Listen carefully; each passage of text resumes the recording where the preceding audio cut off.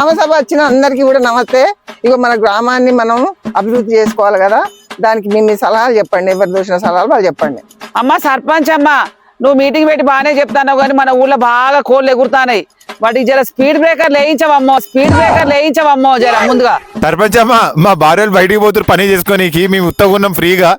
మాకు ఫ్రీగా వీడియోలు తీసుకోనీకి వైఫై కావాలి. దానికి నెట్వర్క్ కావాలి కదా. ఇదంతా కాదు కదమ్మా. మీ మీటింగ్ అయిపోయినాక కొంచెం మాకు మిర్చి బజ్జీలు చాయ్ పోయిపోయండి అమ్మా. అమ్మ సర్పంచ్ అమ్మ, ఎండాకాలం వచ్చింది, మామిడికాయ పచ్చడి పెట్టుకోవాలి. ఫ్రీ మామిడికాయలు ఇప్పి అమ్మ జర.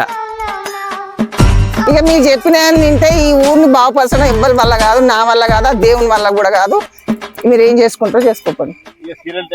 అవునవును, ఈ గ్రామ సమస్యల గురించి మనకెందుకు, పదండి సీరియల్ టైం అవుతుంది.